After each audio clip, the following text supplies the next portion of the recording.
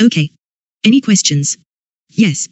About that Article 11b we saw in footnotes for Syria, which provides a list of luxury items that, still prior to Brexit, are banned from import or export. How would we find out if our goods were actually on that particular list? That's a good question. Let's find out. Open the footnotes for Syria again. We can highlight that last footnote, TM797, but what happens if we click it? Nothing, it's inactive at the moment. Okay. We can try something else now. Let's open the EU regulation number 509/2012. How do we do that? First, copy 509/2012. That identifies the regulation we want. Next, open the regulation window. Click the legal base. And again. In this case, we can ignore that no results message because all we want to do is to search for EU regulation number 509/2012.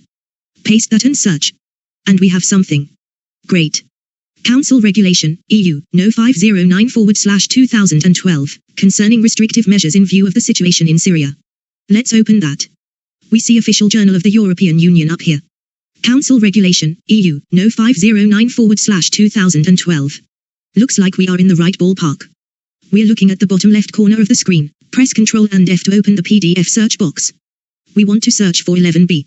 Type in 11b, nothing else mind. We see we have two matches. Click the down arrow once, luxury goods as listed in Annex X, OK. Click down arrow once again. And, there we have it. Annex X, and, list of luxury goods referred to in Article 11b. There it is. We can scroll down to see if our goods are included in here. Good.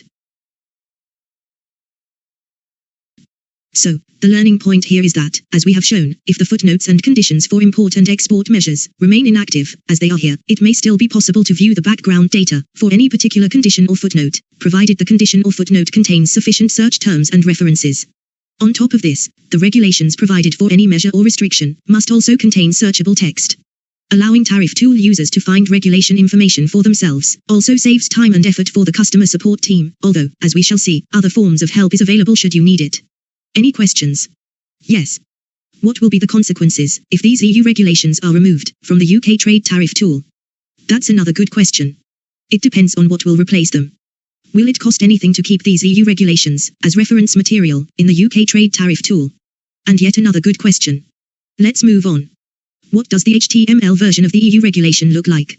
Let's open that. Scroll back down to Annex X. What's next? Other ways to search. I want to quickly demonstrate the search the tariff box. I want to try searching for a commodity code, using one of these EU commodity codes, and the search the tariff facility, back in the UK Trade Tariff Tool. Which commodity code shall I choose? I will copy the commodity code for which one? Pick one at random. Scrolling up. Truffles. No. Purebred horses. Okay, yes, that. Copy that code, 01012100. Keep in mind, this is an EU code copied from an EU regulation. We'll paste it in the search the tariff box, at the top of our UK tariff tool, just to see what comes up. Click the breadcrumb trail, 01 umbrellas to move back a stage. Scroll up, click in the search box. Paste. Hit enter, and, bingo. Horses. Purebred breeding animals. Now, another search, but this time, we'll do a text search. Simply type truffles, in the search the tariff box. And enter. Great, very easy. I'm not an expert on truffles, but I'm going to click mushrooms and truffles, etc. See what comes up. Open all headings. We see 2003901000 down here. Okay. Let's flip back to our EU regulation.